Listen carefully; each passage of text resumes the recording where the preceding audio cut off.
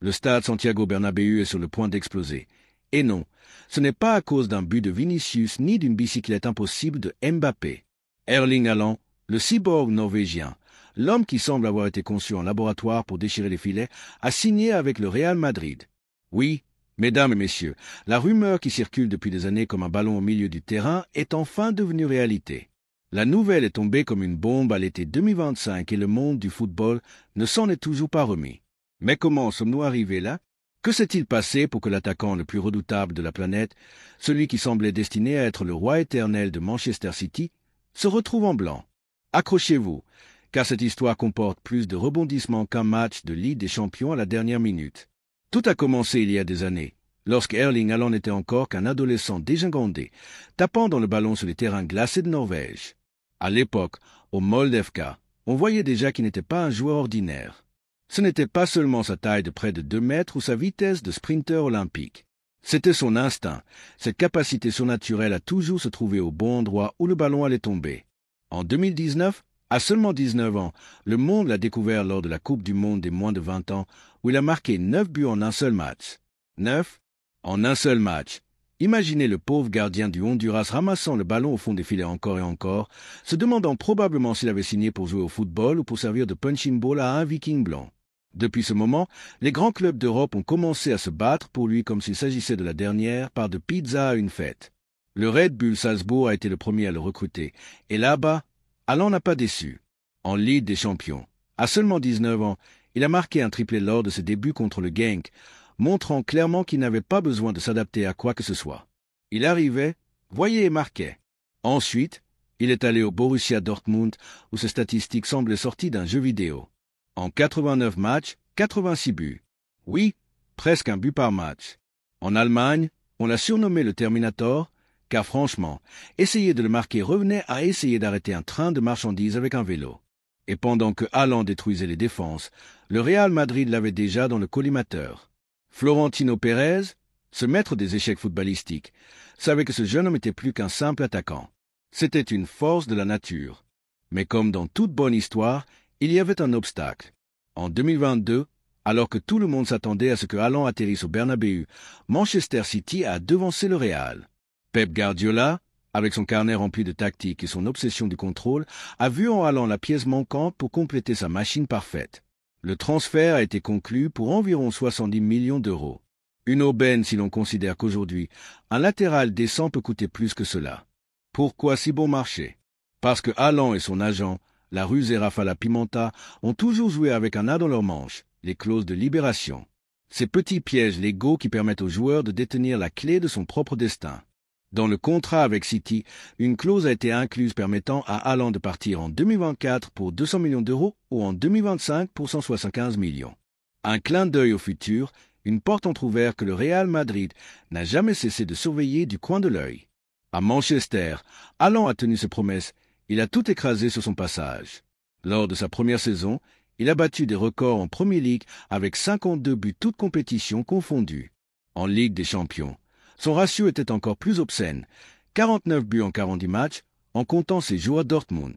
Les défenseurs anglais, habitués à affronter des attaquants rapides ou techniques, ne savaient pas comment arrêter un type qui combinait la force d'un combattant de l'UFC avec la précision d'un tireur d'élite. Mais tout n'était pas rose. Manchester City, malgré sa domination, vivait sous la menace de 115 accusations d'irrégularité financière de la part de la Premier League. Un procès qui, en 2025, n'avait toujours pas de verdict clair, mais qui mettait tout le monde au stade Etihad sur les nerfs, des joueurs aux ramasseurs de balles. Et puis il y avait Pep Guardiola, le génie derrière le succès de City, dont le contrat se terminait en 2025 et dont la continuité était une inconnue. Haaland, qui a toujours dit que son avenir était lié à celui de Pep, a commencé à entendre les chants de sirènes venant de Madrid.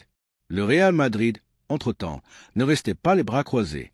Florentino Pérez, avec ce mélange de vision stratégique et de flair pour les affaires, avait construit une équipe galactique. Kylian Mbappé, après des années de flirt et de feuilleton, avait finalement rejoint le Bernabéu en 2024, formant un trident de rêve avec Vinicius Junior et Jude Bellingham. Mais il y avait un problème. Le poste d'attaquant de pointe pure, ce numéro 9 classique qui conclut tout ce qui lui arrive, restait une matière en suspens. Joselu, le héros inattendu de la saison 2022 à 2023, était parti et Endrick, la jeune promesse brésilienne, avait encore besoin de temps pour mûrir. Ancelotti, avec son calme de moine bouddhiste, faisait des miracles pour que l'équipe fonctionne, mais dans les matchs clés, le manque d'un tueur dans la surface se faisait sentir. Et c'est là qu'Haaland entre en scène. Les rumeurs de son arrivée au Madrid circulaient depuis des années, mais en octobre 2024, Sky Sport a lâché la bombe. Haaland était intéressé par le maillot blanc et l'intérêt était mutuel. La presse anglaise, toujours prête à monter un feuilleton, affirmait que le Norvégien voyait dans le Real Madrid l'étape logique suivante de sa carrière. Après avoir tout gagné avec City, Premier League, Champions League, tout, Haaland voulait un nouveau défi, et quoi de mieux que le club le plus grand du monde? De plus, la clause de 175 millions pour 2025 était tentante, surtout pour un club comme le Madrid, qui n'a pas de problème à sortir les billets quand l'objectif en vaut la peine. Mais comme dans toute négociation épique, il y avait d'autres pièces sur l'échiquier. L'une des clés était l'avenir de Vinicius Junior. Le Brésilien, l'une des perles de la couronne madrilène, avait un contrat jusqu'en 2027, mais les négociations pour le renouveler étaient au point mort. Vinicius, conscient de sa valeur, demandait un salaire à la hauteur de Mbappé, quelque chose que le Madrid n'était pas prêt à accorder facilement. De plus, une offre monstrueuse en provenance d'Arabie Saoudite, de celles qui vous font douter même de votre couleur préférée, tournait dans la tête de l'ailier. Selon la chaîne SER, si Vinicius partait, l'argent de son transfert irait directement financer l'arrivée d'Haaland. Imaginez la scène. Florentino, avec son calme caractéristique, assis dans son bureau, calculatrice en main, planifiant une attaque mortelle avec Mbappé à gauche et Haaland en pointe. Ce serait comme réunir Goku et Vegeta dans la même équipe, imparable, mais avec le risque que l'univers entier s'effondre. Et puis il y avait Manchester City, qui n'allait pas rester les bras croisés en regardant son étoile s'en aller. Les Citizens, selon Sky Sport, avaient déjà un plan B. Victor Gyökeres, l'attaquant suédois du Sporting Portugal qui avait marqué 43 buts en 50 matchs la saison précédente. Si Haaland partait, Gyökeres serait le remplaçant, ce qui indiquait que City se préparait à un scénario sans son cyborg. Mais le véritable coup de théâtre est venu de l'agent d'Haaland, Raffaella Pimenta. Cette avocate, héritière de l'héritage de Mino Raiola, est connue pour sa capacité à insérer des clauses qui donnent à ses joueurs le contrôle total de leur avenir. En janvier 2025, lorsqu'Haaland a renouvelé avec City jusqu'en 2034, oui, un contrat qui semblait plus un engagement à vie, Pimenta s'est assuré d'inclure une clause de libération. Selon AS, cette clause, bien que plus élevée que les précédentes, restait abordable pour des clubs comme le Madrid et diminuait chaque année. C'était comme si Haaland disait au monde « Je suis heureux à Manchester, mais si le Bernabéu m'appelle, je ne me fais pas prier. » Et ainsi nous arrivons à l'été 2025. Le Real Madrid, après une saison irrégulière où le manque d'un numéro 9 pur leur a coûté des points en championnat, a décidé d'y aller à fond. Florentino, qui n'est pas du genre à abandonner facilement, a mis sur la table les 175 millions de la clause, puis un contrat qui incluait 100% des droits à l'image pour Haaland, quelque chose de presque inédit au Madrid. Le Norvégien, qui a toujours rêvé de jouer au Bernabéu, n'a pas hésité 2 fois.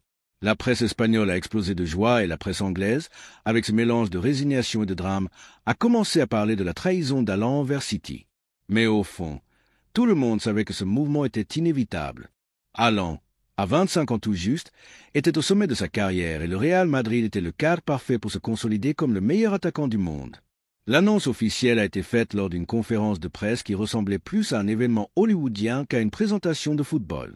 Haaland, avec ses 1,90 mètres et des poussières, sa crinière blonde et ce visage de « tu ne m'impressionnes pas, mais je souris quand même », a posé avec le maillot blanc aux côtés de Florentino Pérez.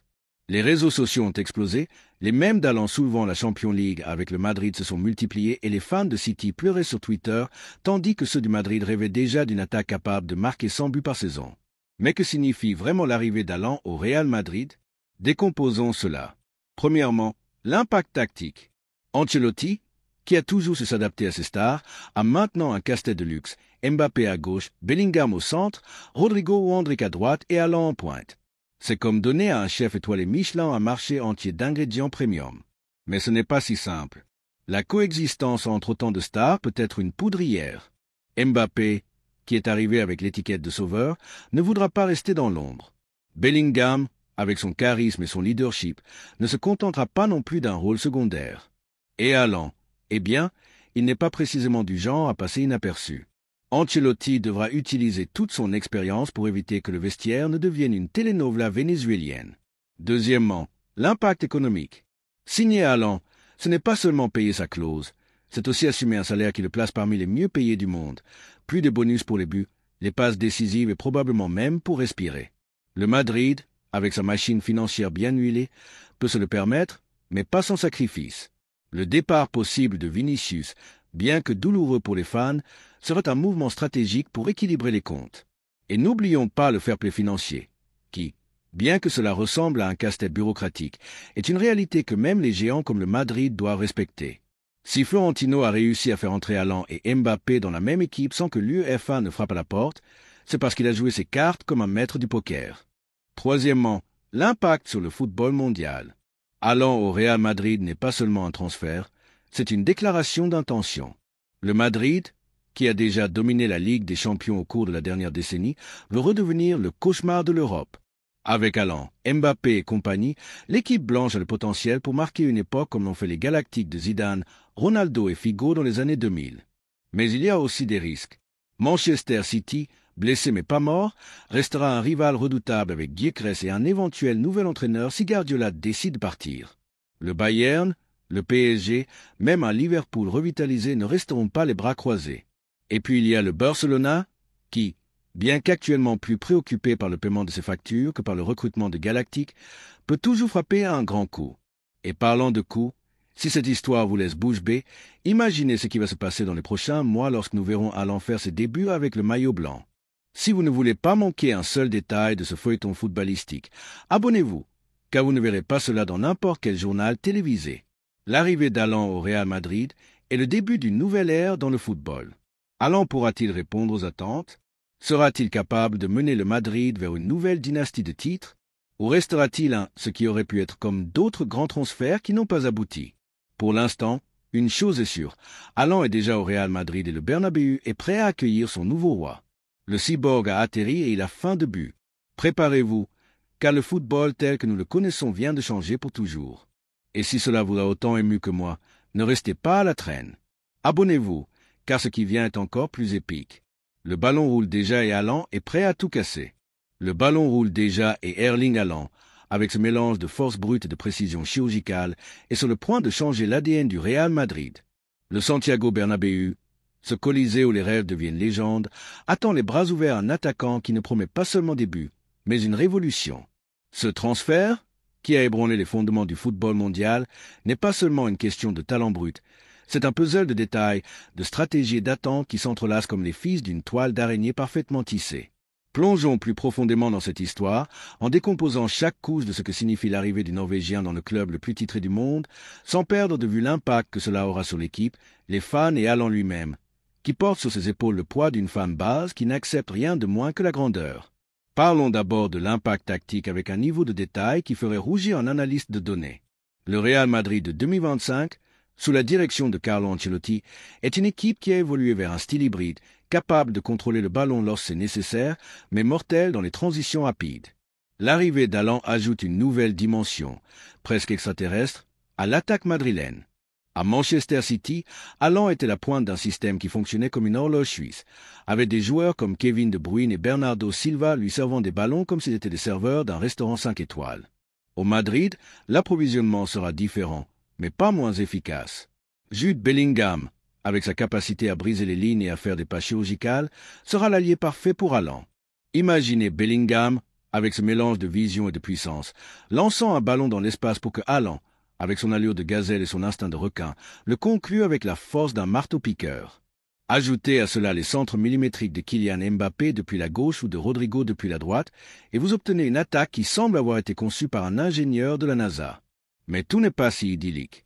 Haaland, qui à City était habitué à un jeu plus positionnel, où l'équipe dominait le ballon jusqu'à 70% du temps, devra maintenant s'adapter à un Madrid qui, en championnat, affronte souvent des équipes qui se retranchent derrière avec des bus à 2 étages. Des équipes comme Retafe ou Cadix ne lui donneront pas d'espace, et les défenseurs espagnols, connus pour leur intensité physique, n'hésiteront pas à utiliser chaque centimètre de leur corps pour l'arrêter. Haaland, avec ses 1,94 mètres et sa capacité à gagner les duels aériens, selon Opta, il gagne 68% de ses duels dans les airs, a les outils pour s'imposer, mais il aura besoin de patience et d'une lecture plus astucieuse du jeu. Ancelotti, qui a démontré être un maître pour adapter ses stars, concevra probablement des plaies spécifiques pour exploiter la présence d'Haaland, des corners travaillés, des centres au second poteau ou même des contre-attaques où le Norvégien pourra courir dans l'espace comme un sprinter aux Jeux Olympiques. Un autre détail crucial est la manière dont Haaland s'intégrera dans la dynamique du vestiaire. Le Real Madrid n'est pas un club comme les autres, c'est un endroit où les personnalités ne coexistent pas seulement, mais s'entrechoquent comme des plaques tectoniques. Mbappé, qui est arrivé en 2024 avec l'aura d'être le prochain grand icône du football, a dû faire face à la pression de remplir les chaussures de Cristiano Ronaldo, ce qui n'a pas été facile. Selon des sources proches du club, comme l'a rapporté El Confidencial, Mbappé a travaillé sur son leadership, mais n'a pas toujours réussi à se connecter pleinement avec les fans, qui le voient encore comme un étranger par rapport à Vinicius, le garçon de Sao Gonçalo, qui porte l'écusson tatoué dans l'âme. Si Vinicius reste, sa relation avec Haaland sera clé. Tous deux sont des joueurs qui ont besoin du ballon, qui exigent d'être au centre du jeu, et bien qu'il n'y ait pas de rumeur de friction, le vestiaire sera un terrain d'essai. Haaland, qui à City était connu pour son professionnalisme presque robotique, devra montrer une facette plus humaine pour gagner ses coéquipiers. Il ne suffit pas de marquer des buts. Au Madrid, il faut faire partie de la famille. Si tout cela vous fait rêver de nuits de gloire au Bernabéu, vous n'êtes pas seul. L'arrivée d'Haaland est le début de quelque chose de grand, un chapitre qui promet des émotions fortes et des moments inoubliables. Alors, si vous voulez être aux premières loges de cette révolution footballistique, abonnez-vous maintenant, car ce qui vient avec Haaland au Madrid sera épique. Le Norvégien est déjà là, prêt à écrire son nom dans l'histoire du club. Le ballon est sur son toit et le monde attend avec impatience qu'il explose tout. Le cyborg a atterri et le Santiago Bernabéu vibre déjà à la promesse d'un Haaland qui ne vient pas seulement pour marquer des buts, mais pour redéfinir ce que signifie être un attaquant au Real Madrid.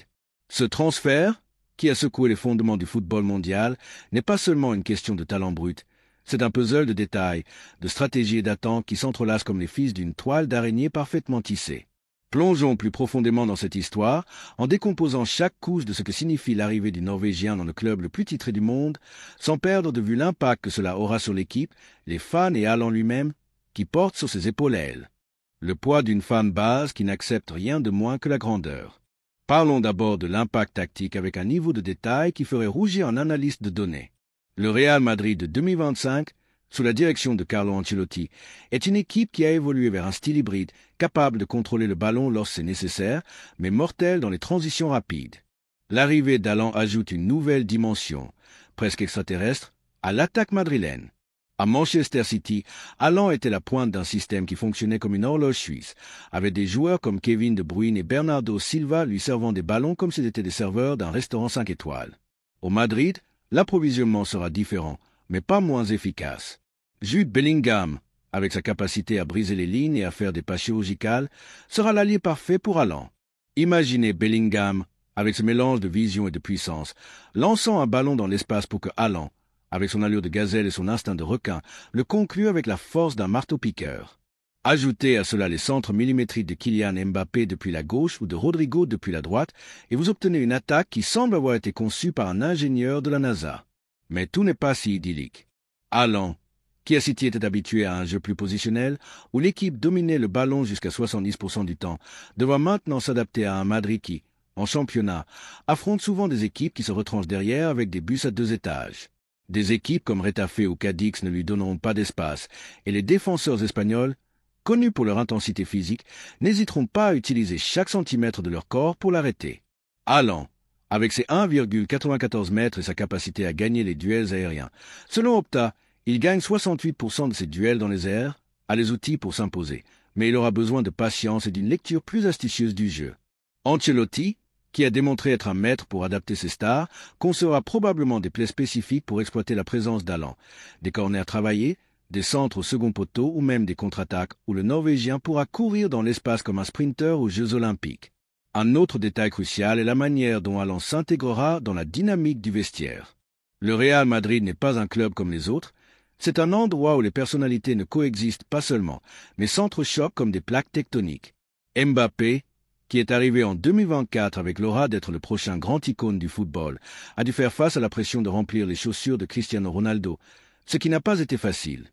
Selon des sources proches du club, comme l'a rapporté El Confidencial, Mbappé a travaillé sur son leadership, mais n'a pas toujours réussi à se connecter pleinement avec les fans, qui le voient encore comme un étranger par rapport à Vinicius, le garçon de Sao Gonçalo, qui porte l'écusson tatoué dans l'âme. Si Vinicius reste, sa relation avec Haaland sera clé. Tous deux sont des joueurs qui ont besoin du ballon, qui exigent d'être au centre du jeu, et bien qu'il n'y ait pas de rumeur de friction, le vestiaire sera un terrain d'essai. Haaland, qui à City était connu pour son professionnalisme presque robotique, devra montrer une facette plus humaine pour gagner ses coéquipiers. Il ne suffit pas de marquer des buts. Au Madrid, il faut faire partie de la famille. Si tout cela vous fait rêver de nuits de gloire au Bernabéu, vous n'êtes pas seul. L'arrivée d'Haaland est le début de quelque chose de grand, un chapitre qui promet des émotions fortes et des moments inoubliables. Alors, si vous voulez être aux premières loges de cette révolution footballistique, abonnez-vous maintenant, car ce qui vient avec Haaland au Madrid sera épique. Le Norvégien est déjà là, prêt à écrire son nom dans l'histoire du club. Le ballon est sur son toit et le monde attend avec impatience qu'il explose tout.